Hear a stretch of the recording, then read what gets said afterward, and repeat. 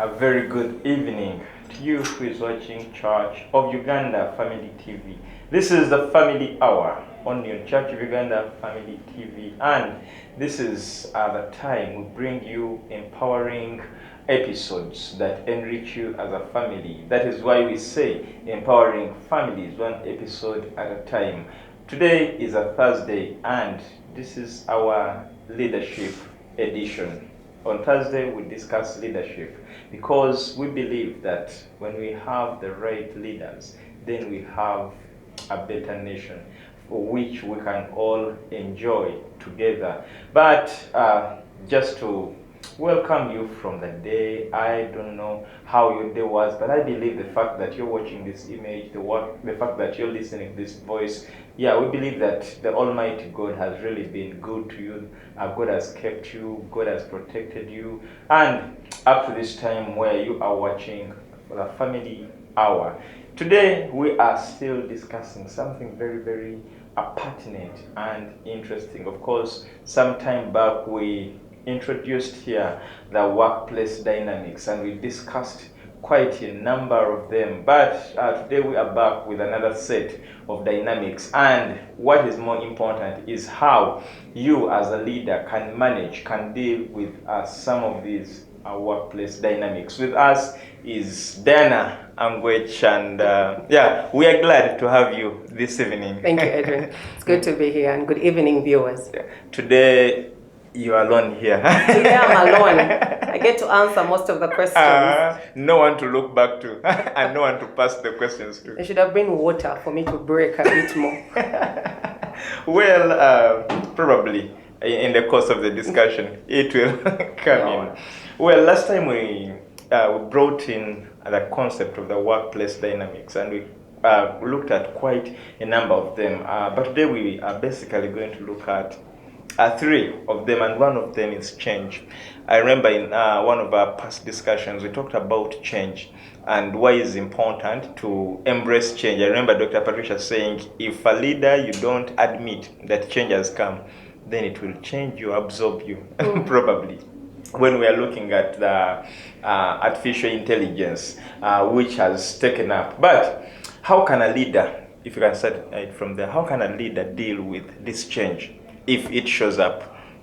It doesn't just show up. That's the good part about it. Change sometimes is planned. It's planned because a good leader plans it.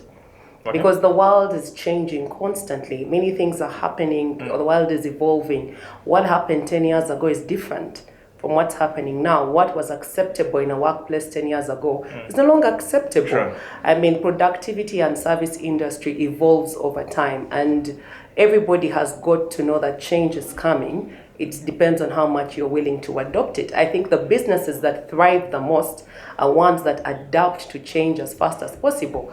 I went to a spa the other day and I was very impressed.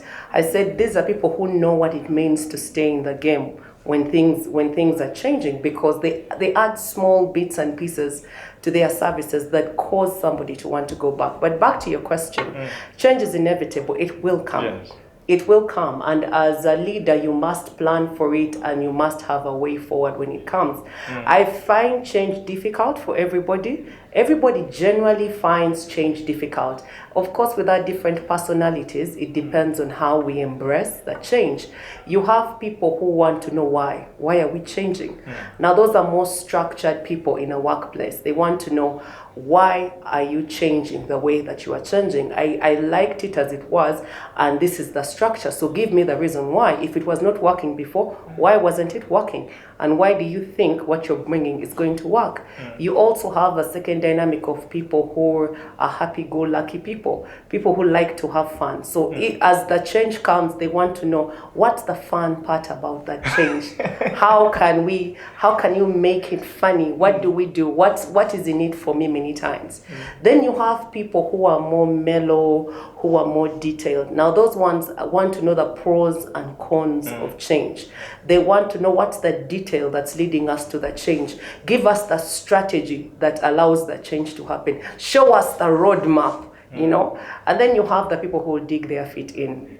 no matter what you do. They will dig their feet in. And so those ones, it takes a bit of time for them to change. And so how you handle these different personalities as a leader is very critical. Yeah. You have to explain the why many times. Why are we changing? If it's, some people like to say, if it's not broken, why are we fixing it? But it's important to explain the why, especially with this generation. You have a lot of younger people asking the question why.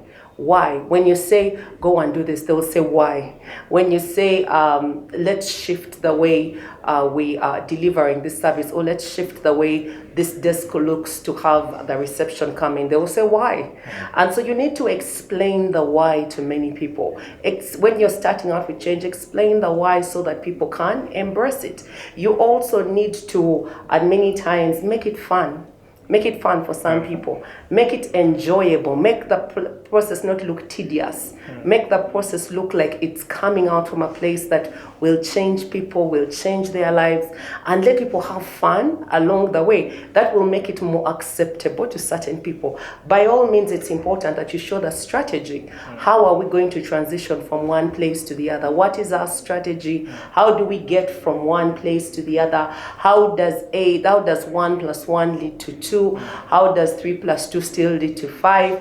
All that is important. Then as a leader is to take the lead at all things. You have to model what change looks like. It creates trust. People begin to trust the process, because if people trust the process, they will be buying. They'll be buying from the people, and so it's important as much as possible that you are taking the lead. You are showing the hard things that they are going to go through. You are showing that it's possible. Don't be like Jacob, who sent his wives ahead, the concubines first, the wives next, the children last, and remained alone.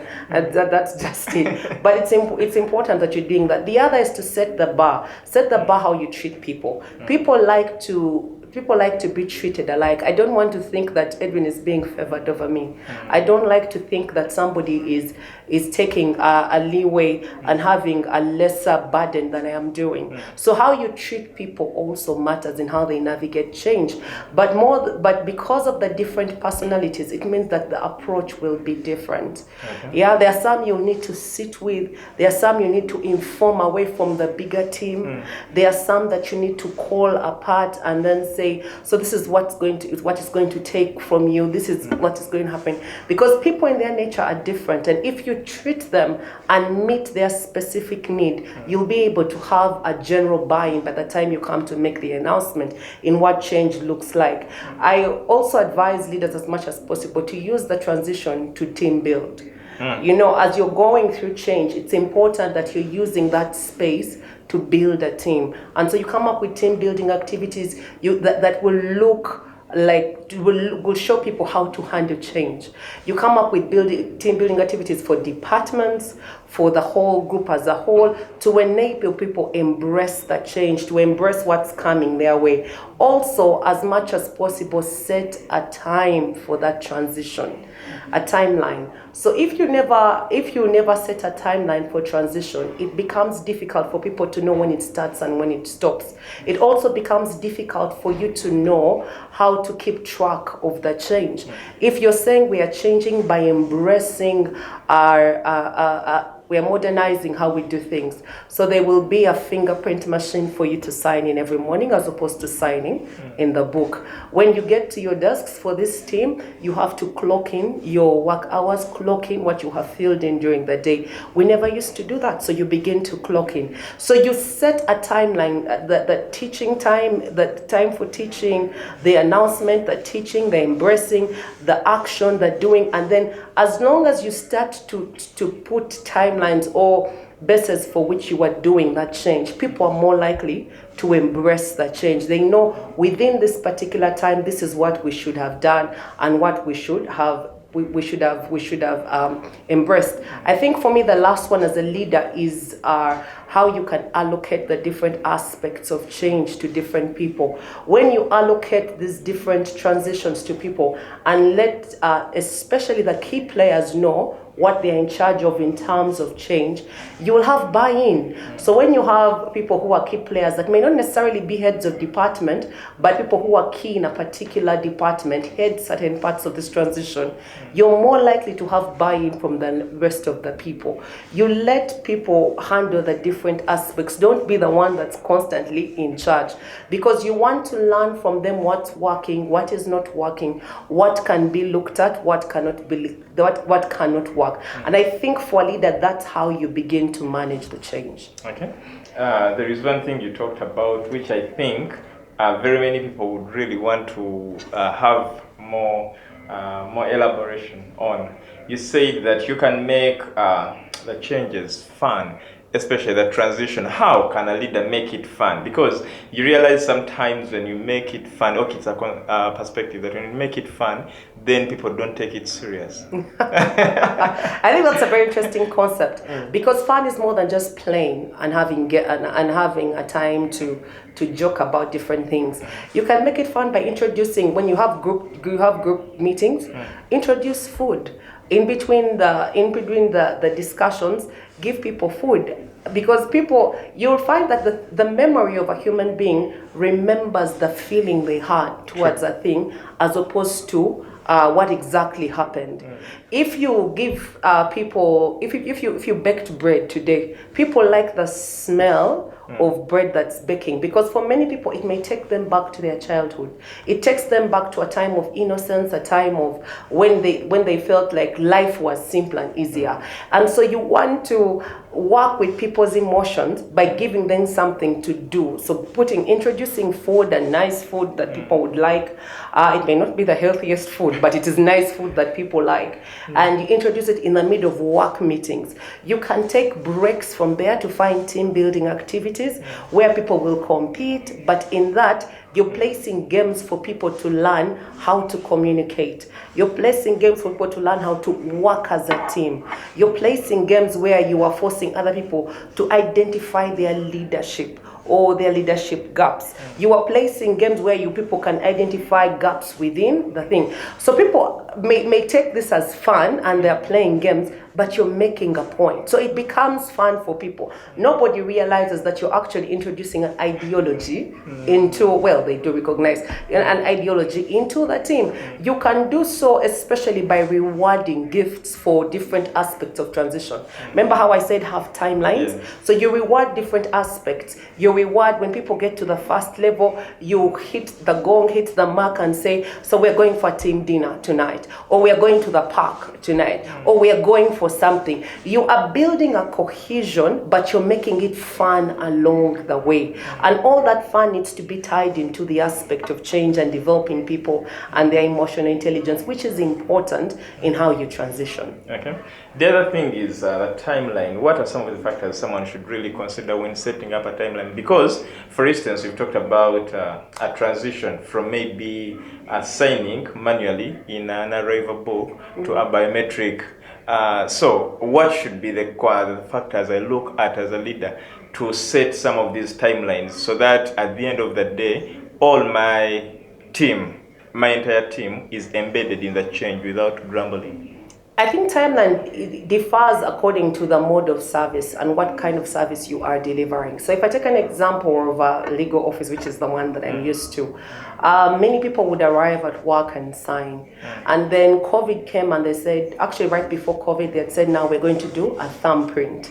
Yeah. And so people were beginning to modernize systems. Of course, COVID disorganized that a bit. And so by the time people began to clock in, they said, by next week, everybody should be able to clock in. If people's minds were already set that they would come in and sign, but people had managed to beat the system. You come in and write 7:58, 7:58, 7:58, 7:58. So everybody walked in at the same time. I think those of us who were the worst would write the real time. It was very difficult for people to come after us. And so what we did was just come so much earlier so that people who wanted to add their times would write what they wanted to write. So if you have me who writes 8 a.m., now the person who is a few minutes behind me is trapped. They can't write 7:58. And that's the problem when you're introducing change, because you're now beating human weaknesses and human time, and you need to give people time to transition, which is sad, but you do need to give human beings time to transition. So I would categorize them into 3 different stages. You have the stage of teaching, of training, that stage that you have. So you don't put like a timeline in the sense that this should have happened by this time, but you categorize them in stages. You say the time for teaching and training. So teaching and training is a critical stage because you're looking for buy-in. You're looking for the ability of people to use their skill. You're looking for people to come together as a whole and as one. And so that stage needs to be given a time for it to start and stop. So if I'm coming in and I'm saying, okay, from now on, you should now put a thumbprint to enter work. From then on, department meetings, there'll be a department meeting every time at this time. Then we are onboarding a case management system so that it shows what cases everybody is working on and what timeline it's working on. And so all that happens in the teaching and training stage. Depending on the complexity of what you're introducing, it may take you 3 months. Somebody says a habit is built in 21 days. Yeah. And so for things that don't require much thought process, you can take 21 days to build them in. So that stage should take you a bit of time. You move on to the implementation stage. Now that is when you begin to give KPIs. And milestones for people. And you say, okay, this is expected of you by this time. If you don't attend this number of meetings, it means there's no bonus for you. So that means that your clock-in should be perfect. If you haven't filled in this number of cases in a week, and for us to see the tracker, I should be able to print it up, there will be a penalty. If you do, there will be something. So that's the implementation stage. Now that one, you mark it by, it becomes a quarterly check-in also. For what's still 6 months check-in. But every time you're introducing something new, have a time for checking in. So quarterly is the most advisable time to check in. And so you have markers, you have KPIs, key performance indicators, where you can show people this is what happens on implementation. After that stage, you now begin to get the feedback. How is it working? How is it not working? What went right? What did not go right? And so you have the evaluation stage. So that is what it looks like to have timelines. So after you've been through that stage, then you go right into the production stage of now using everything as you expected to. Okay. Wow. Change is really an interesting thing. Yeah. Last time we talked about artificial intelligence, and everyone has embraced artificial intelligence. So at one time someone was telling me, now I realize very soon some of us will be unemployed because probably what we do can be effectively done with the artificial intelligence, which I think is not really the case. Now, the last thing about change is the allocation of roles in the process of transition.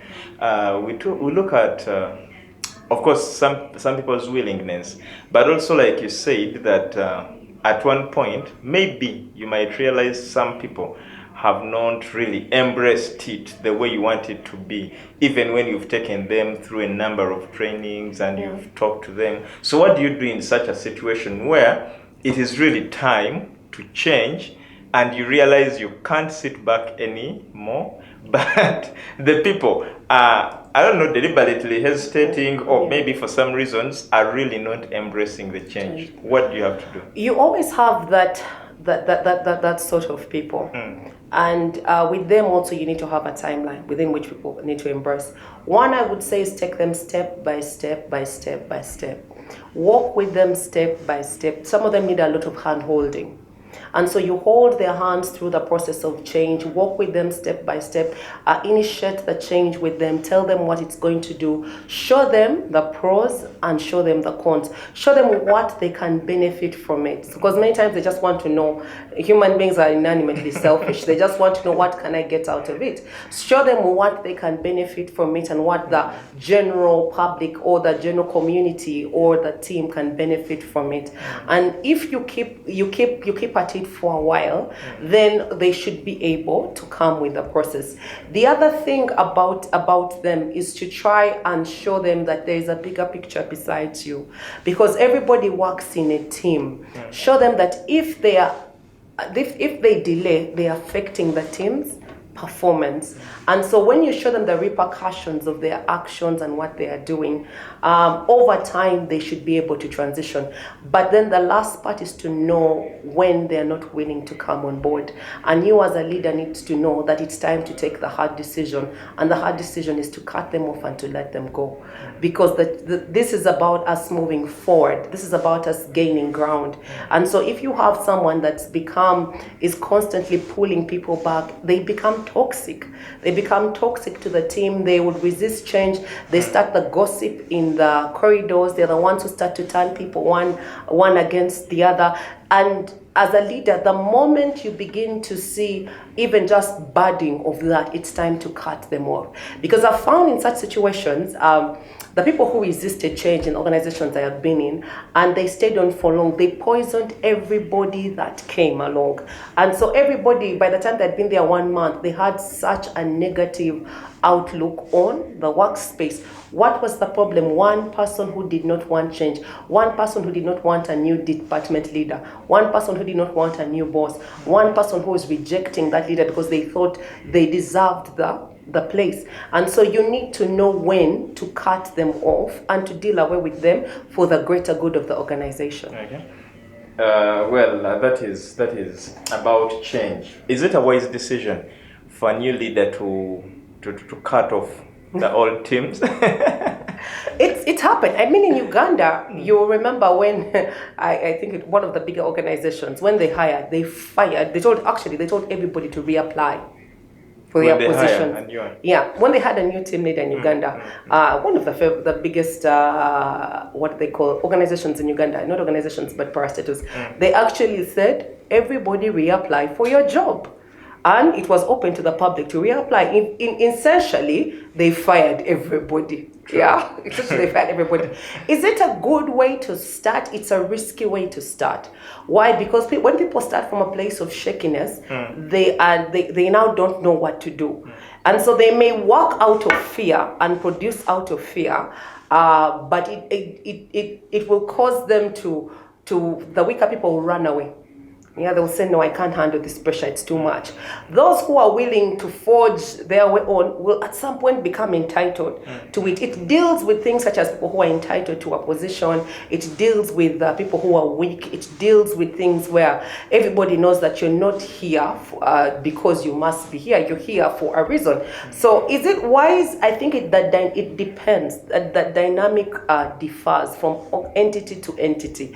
It's different ways of building. Some people come and tell everybody reapply for your job. Some people know the ship is sinking, it's time to let everybody go. Some people know that if I let 1 or 2 people go, we'll be able to turn around the ship with those that are left. But more than anything, I think the identification, for you to identify the person to cut off is the person who has become toxic and dangerous to the entity. Now that person, don't even debate it. It's time to cut them off the moment you know that. Okay. We are taking a short commercial break. When we return, we shall continue with the discussion. Stick with us. Thank you so much, you who is still watching Family Hour. This is our second part of today's edition. This is a Thursday and we are discussing leadership. Today we are looking at managing the dynamics of a workplace. Before the break, we had discussed dealing with change. When change comes, one for the leaders, but also for the subjects. It is important that we embrace change, and we've had a detailed discussion on change. We are with Dana Angwech. We are going to look at conflict resolutions. This is, I think, one of those most challenging dynamics. Let us look at conflict resolutions, because like earlier you said that all workplaces have their own politics, and part of this politics is actually the conflicts we are dealing with. So as a leader, what is the best way to deal with the conflicts? I think the best way is to understand that there will be conflict. Anything that you touch will have conflict. Or maybe we first give a deeper interpretation of that word conflict, because when you talk about conflict, conflict is really wider than what we might think. I think conflict in its sense is just when two people have a disagreement. Two people usually is when people, you see it another way, I see it another way, and then we can't seem to forge a way forward. The idea that there's no meeting of minds, there is no coming together to agree on a way forward. And it really depends. It can go personal, it can go petty. But conflict in its general sense, especially when you come to a workplace, it's the idea that our minds are not meeting, and therefore there's tension, there's aggression sometimes, and then there is pulling away of sides. And so that's difficult. And how you handle conflict can make or break a team. It can, the people who become closer over time are people who have managed the dynamic of conflict. The businesses that succeed are those who anticipate conflict and provide a way out for it as much as possible. The people who, and I mean, generally certain professions are trained to deal with conflict more than others. Say, for example, the legal profession, you're trained to deal with conflict because our legal system is adversarial. There is always a lawyer on different sides defending one over the other. And so you're looking for the best outcome for your client. You're looking for the best outcome in the scenario that has been presented before you. And no scenario is perfect. And so how you resolve that conflict is important. It makes or breaks a case. It makes or breaks a workplace. And sadly, it makes or breaks people at the end of the day. But how do you handle it as a leader is to have a plan. Have a plan, because at the beginning you need to know that conflict will come. It has to come. It comes at different stages, but it will come mostly in the building stage of a business. It will come as long as you have different people coming together. Now, most of us break at the point of the first conflict because it's very dangerous. And it comes down to our value systems differ. It always comes down that the conflict always comes down to different value systems. I value God in my life, so He's the supreme in my life. You value somebody else in your life, and so that's what dictates your life. The other, and so because of your value systems, which were inculcated by the place that you grew up in, were inculcated by the schools that you attended, were inculcated by the faith, belief, religion, or lack thereof, in your growing up, all those things dictate your value system. And so as we join together and come into a workplace, because of the difference in our value system, the difference in approach and difference in personalities, conflict has got to arise. It's a growth stage. It's a growth stage niching and coming together. It's a way people learn to come together. It's also a way people tear themselves apart.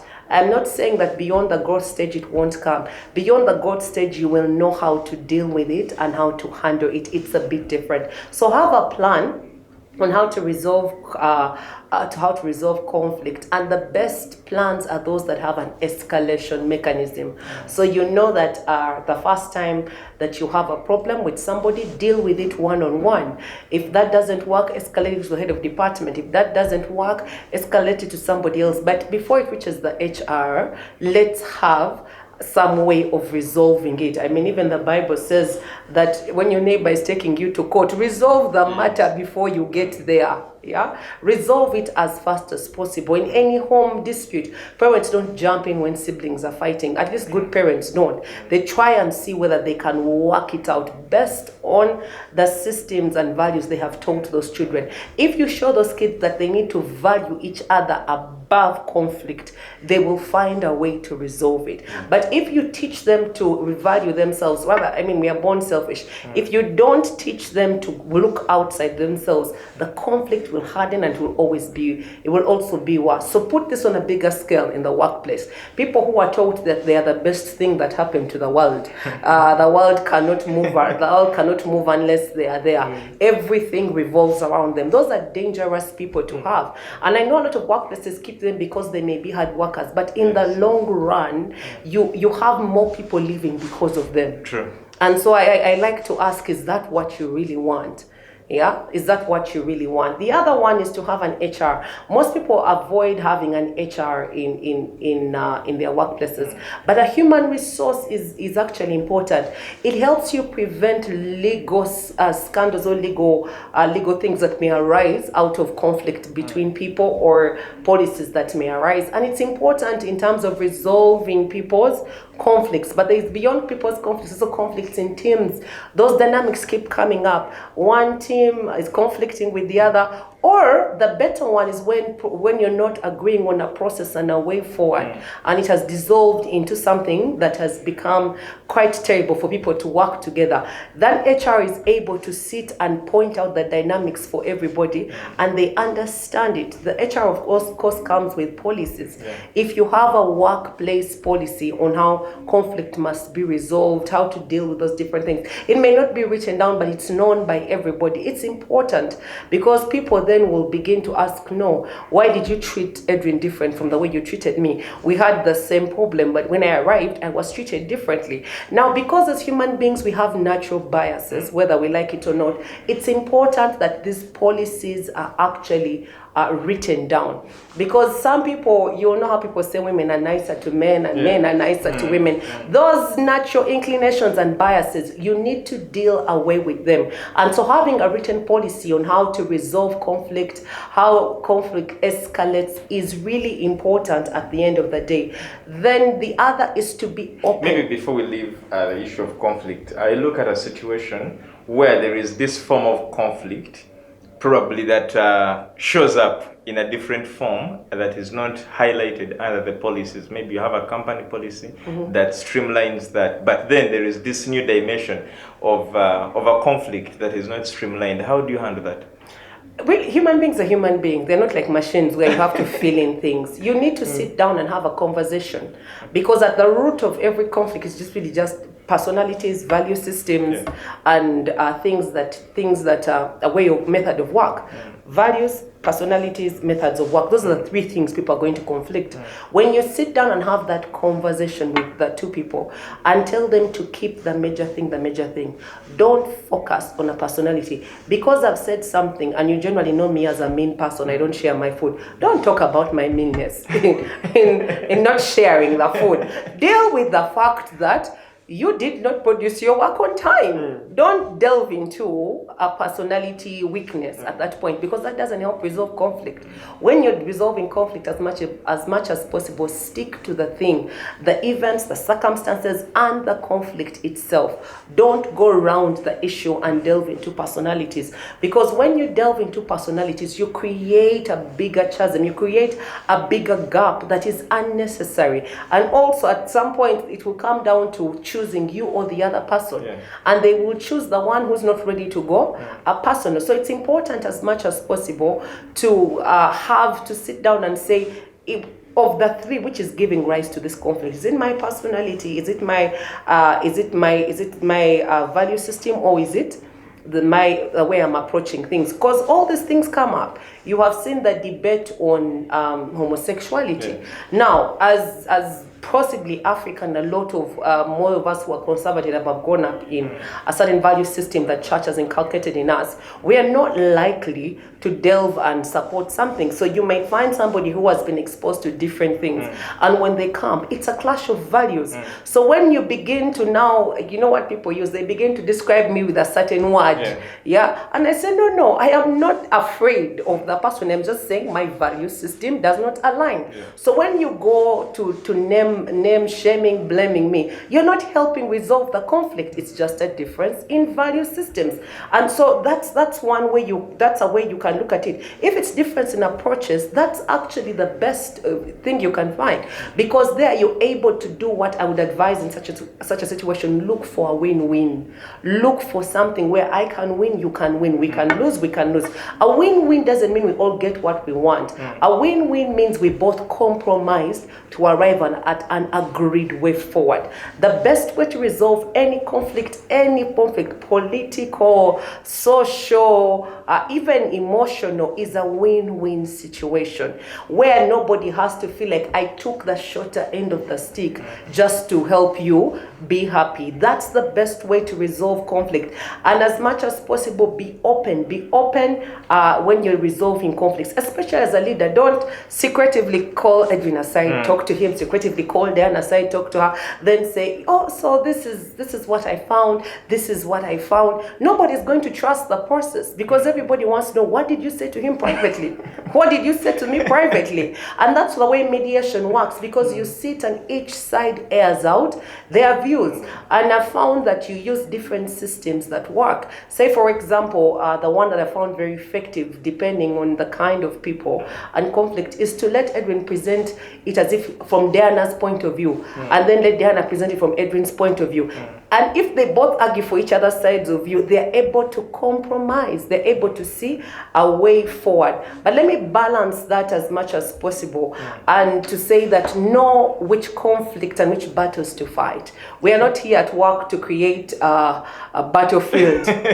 We are here to work. Yeah? So know which battles to fight. And as a leader, you need to know which things to ignore and which things to get involved with. And that will help you build. There are those that are petty, don't get involved in them. I mean, a girl is annoyed because somebody's hair is better, somebody's dress is better. That's not something you want to get involved in. Get into things that affect the productivity. And I know human beings eventually do affect the productivity, but know which kind of conflict to get involved in. Okay. Very, very interesting about, before we leave conflict still, just a quick one. As a leader, are there indicators that will really open your eyes up to know that there is something wrong happening between the people I'm working with? Or probably maybe there is a conflict that I might not be aware of. Are there any indicators that you can look at and say, according to this, there should be something wrong? I think you always need to watch people's body language. It's the easiest tell. The body language, you can tell when someone walks in and they don't greet. They're usually a person who would greet. They walk in and they don't greet. They don't greet their team members. Their team members don't greet. If you call for a group action and everybody picks and leaves out one person, or leaves out one person, or this person withdraws from all of them, or the biggest one, and it's the easier one. You know, there's always tiers of reporting to work, and then you'll see people jumping their managers to come and report to you, or somebody's supposed to delegate downwards and they delegate upwards instead of delegating. I mean, a leader should know, why are you delegating upwards? Why are you giving me your work when you should delegate it downwards? Those are indicators that something's not working, that something is amiss. As a leader should always have team meetings. Okay. Yeah, and team meetings will always expose these different things that are coming up. And so during the team meetings, you have to figure out how to build the team in a way that doesn't make somebody exposed and feel ashamed, but grows them, their personality and their career. And so emotional intelligence, you will see, is very key in becoming a good leader, but also in building it in your team members. And so those different aspects, as you have your team meetings, you'll see those who are not cooperating. If you keep giving different tasks for people to lead, you'll see how people speak to one another. Tones change when they are speaking to other people. It's easy for you as a leader to pick it up. Okay. You've reminded me some organization I went to, and when I stepped in, someone said, now you're going to see something funny. That particular person will sing a particular song as they are bypassing that particular person. And this is what happened actually. So I think this is a clear mark that surely there is a conflict. But let us talk about building trust and respect, because very many people really want to be respected, and very many people want to be trusted. Very many leaders. And we always say respect your leaders, respect your leaders, respect your leaders. But I think respect is not forced. It is not something you exert onto people. I think it is supposed to become naturally. So how do you build this trust and respect so that you do not have to force people to respect you? Oh my gosh. I laugh about respect because everybody desires respect. Yeah. Desires beyond deserves. Everybody desires respect. Everybody desires to be honored. Everybody desires to be recognized, to be seen. All of us as human beings, whether we like it or not, it's what we actually desire. I know there are people who like to say, let me shrink back into the room. And I think all they are saying is, I don't want to be out and put on a pedestal out there, but they do want to be seen as a person, as a human being. And so trust is an interesting thing because it's also built over time. Respect is given. I know the statement that respect is earned, not demanded. Yes. We used to say that at school as teenagers a lot. I look back and laugh. But I think that respect is really, it's what people give you when they see how you treat yourself. It's how people honor you when they see how you treat yourself. It's how people esteem you when they see what you value and when you walk by what you value. Trust, on the other hand, is what you get from people. It's the buy-in that you receive from people. It's the sense of security, confidence when you're dealing with somebody. It's the sense of credibility that people have in you when they find that you're dependable.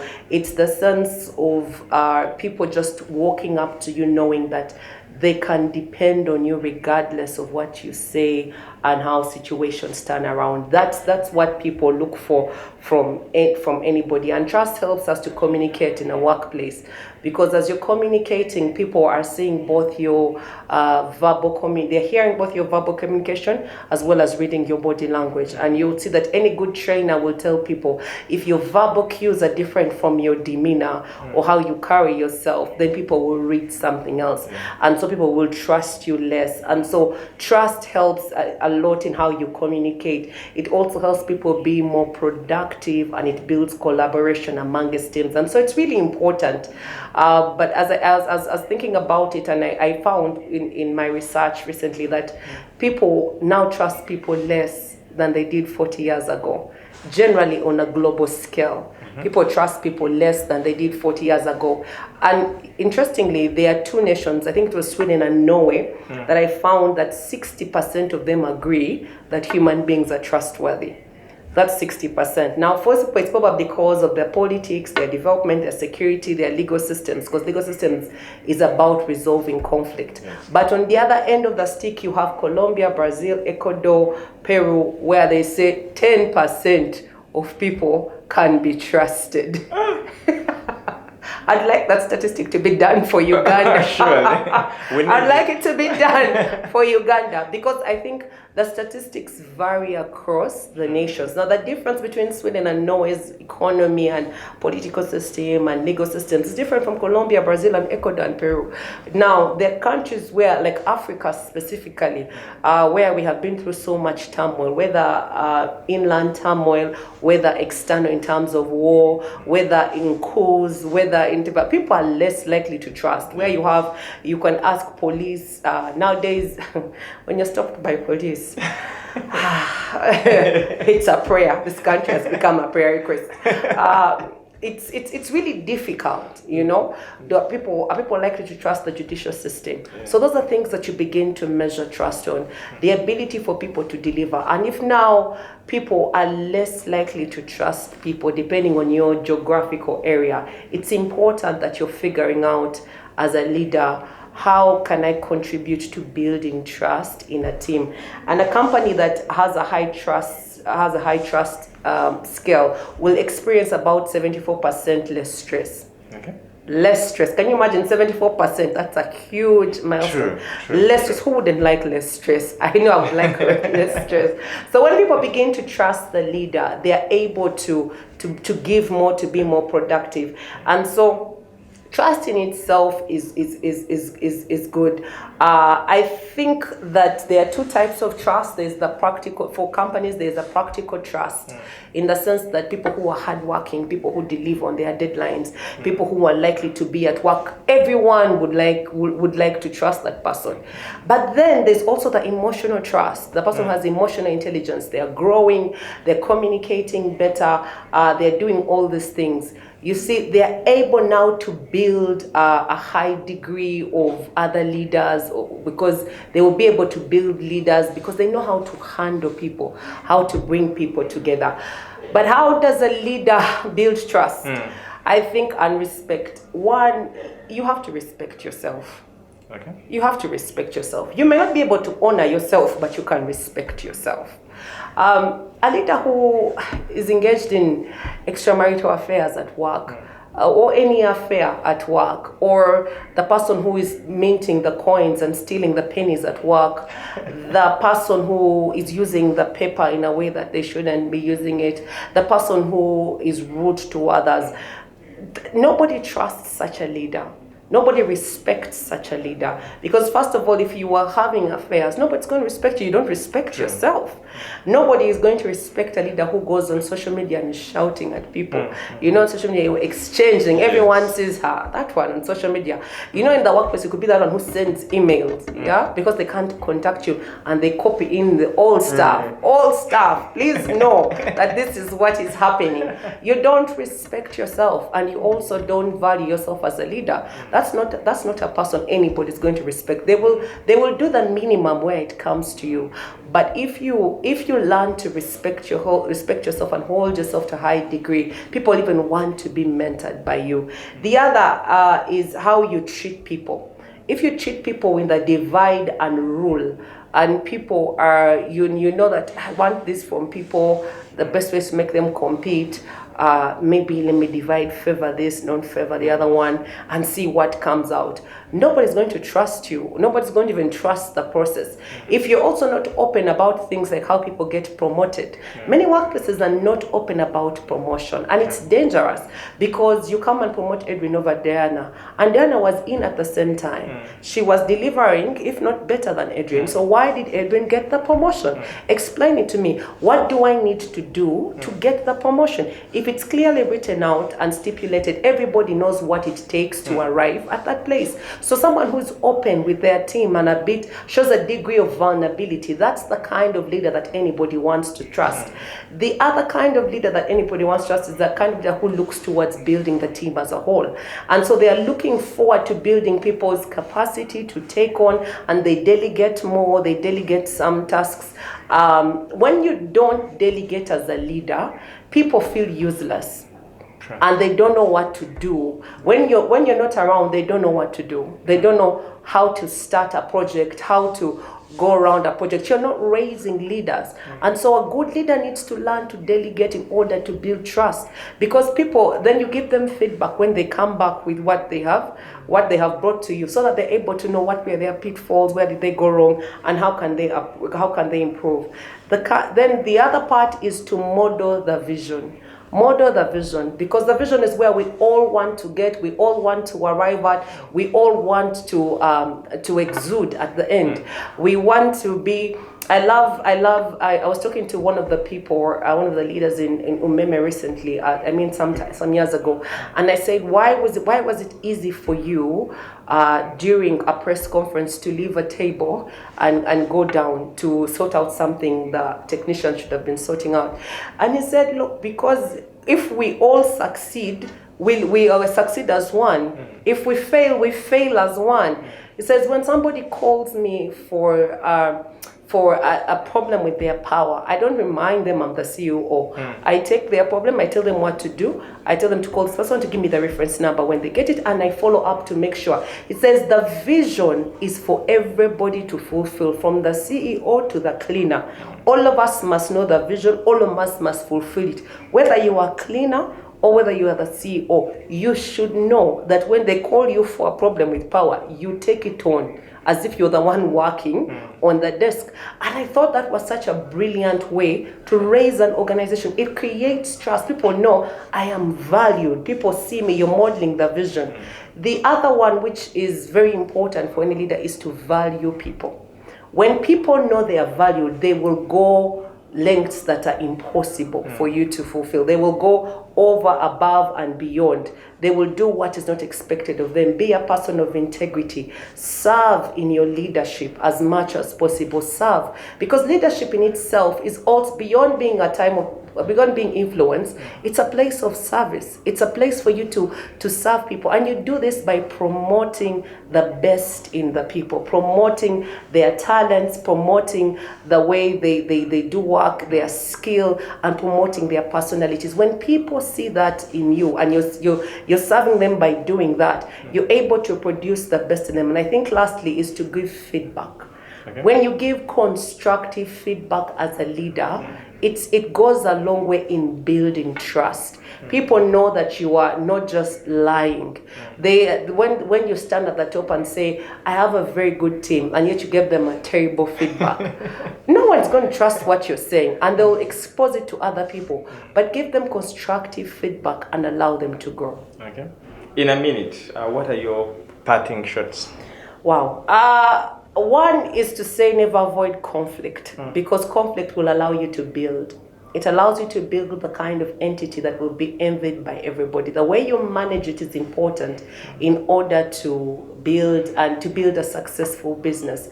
And also, as much as a leader, as much as you grow in leadership, you need to be able to raise others that are coming after you. And so you do that by modeling a life of honor, so that people can respect, people can trust you, and people can be able to embrace whatever you embrace. Thank you so much, Dana, and thank you so much, you, our viewer. It's been a pleasure having you watching Family Hour. This is our Thursday edition, and we've come to the end of this Family Hour. Next is Soul Moment with Irene Kauma, giving us a special episode of Destiny. So today you have to listen to that dish she's discussing today. Edwin Austin Mukalazi is my name. I've worked with Linda Dina and Didmas in transmission, Nancy Kemigisha on social media. God bless you. Good night.